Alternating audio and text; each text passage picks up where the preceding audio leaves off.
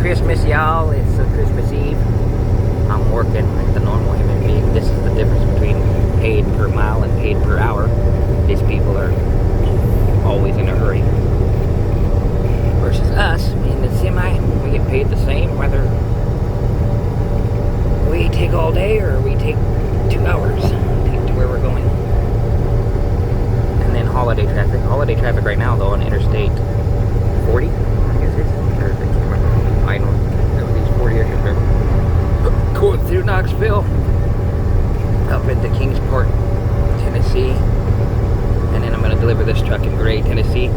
I got stuck with this truck over the Christmas vacation holiday because the 9-to-5ers take Fridays off because Christmas is Saturday, so they took Friday off. And the last truck I drove, that incomplete cutaway, had brake problems. It put me back a day, and I was planning originally to drop it off, pick this up and drop it off on that Thursday because this was only 300 miles or 250 miles. So I was planning on doing that, but then that chassis had air brake problems, and now it's Friday that I'm having to drive this, and because it's the work week, take off for the 9-to-5ers. Everybody, celebrates Christmas by having it off on Christmas Eve instead of, because Christmas Day is Saturday. So they all took it off, including the rental truck place where I'm delivering this. Now I'm pretty sure I can't deliver this until Monday, and I have another run for Norton on Sunday. This one's for Pinnacle. I was going to deliver this one last night and then be free to take the bus through the holiday and be able to go back from Gray, Indiana down south to Knoxville by bus, and then go down to Loudon where I'm picking that up, which is by lift, which is like 20 miles south of Knoxville, I think, or something like that. I've been there before, and I was going to take that Loudon, Tennessee to Pennsylvania run starting on Sunday, but now it's going to have to wait till about Tuesday because I'm going to have to deliver this Monday and take the bus all day Tuesday. I just put the whole day away for the bus, even though it don't take that long. Because usually they somehow or another make a 4-hour trip on a bus take all day long to Greyhound. Seems like, so I just count the whole day out Monday.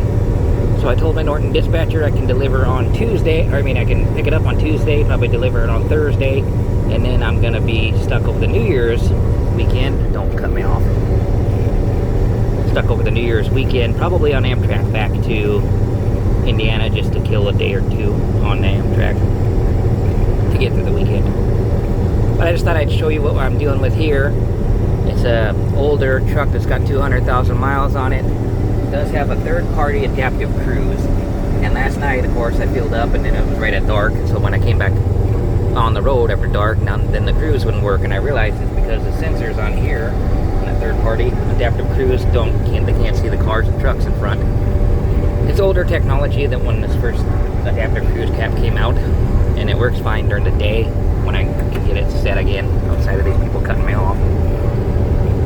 I'm taking the middle lane, mostly just to stay out of everybody else's way. For all these on and off ramps, and you learn after a while that it's just easier to take the middle lane, let everybody, all these four-wheelers as they call them, go around you in the fast lane or go off and on the interstate in the slow lane. And usually if then we finally get out in a stretch like this to where there isn't much of a ramp, then I'll go back to the slow lane. But of course now I got this classic car put up to my side and I can't. So I guess I'm stuck here.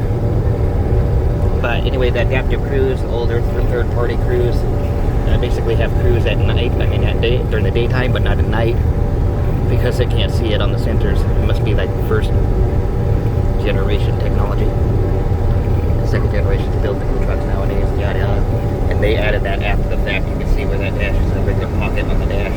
That was meant to store pins and paperwork and all that crap in there. And they added the cruise in after the fact. I don't know if a different company bought this brand new before Rydal, and then Rydal bought it after the fact in their company policy, or maybe their regulations where they operate and say they have to have adaptive cruise. I'm not sure, but with fully loaded, I'm sure it's nice to have it. But this thing, the difference between this and the incomplete chassis that I was driving before, this is a breeze to drive in terms of it's kind of like you can go 0 to 65 in like 5 seconds, give or take. I mean, you put the gas on the pedal, the diesel fuel, and it just goes. I like driving these smaller box trucks better than the bigger ones. I don't mind the bigger ones, they just take longer to get with it. Traffic is slower. You're slower in traffic. about at 65. You can do about 67 if you're on the pedal, 65 on cruise. And I'm fine just cruising down the interstate. Finally, I got that guy out of my way. So I'll go back in the slow lane now that I don't have a bunch of on-off ramps. I usually always try to stay in a slow lane if I don't have on-off ramps, but if I go through a city where there's a lot of on and off and on and off, I just stay in the middle lane. And let the on and offers get off and the speeders fly by me in the hammer lane.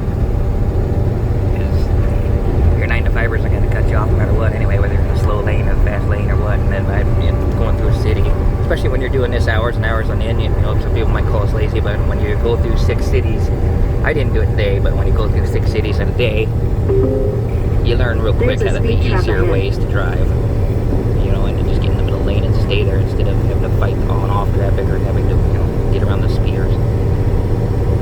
And I like driving 65 in a 70 or in a 75 because traffic just flies by you. And you can see stuff like what's coming ahead well beforehand, and I better get off the phone because it's technically illegal to be driving a commercial vehicle such as this with on the phone like this. I need to buy a dash cam. Talk to you later, peace.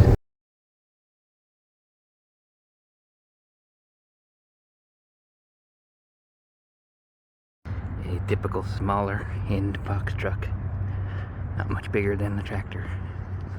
Bobtail.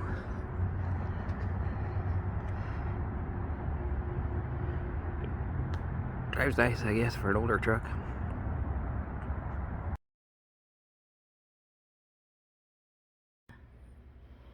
I'm having a Best Western Merry Christmas, I guess. My work stuff's right there. I gotta organize paperwork. My empty bag is right there because all my clothes are downstairs in the laundry. Still gotta do stuff on Christmas Eve, I guess. And then the desk is full of food, and I'll have to organize and staple my receipts together because eventually it's gonna be tax time. Not looking forward to the tax season because that's gonna be fun. I probably have like 40, maybe around 40 trips worth to have to go through and weed through what's fuel and what's lodging, what's food, and what's other miscellaneous. I've sorted everything so it'll be a little easier, but I'm not looking forward to tax receipt day with a CPA, other than looking forward to them writing everything off so I don't have to be liable for anything. But anyway, nice big king-size room, Best Western in Morristown, Tennessee for Christmas Eve. Catch you on the next video. Like and subscribe, leave comments, and we'll catch you on the flip. Peace.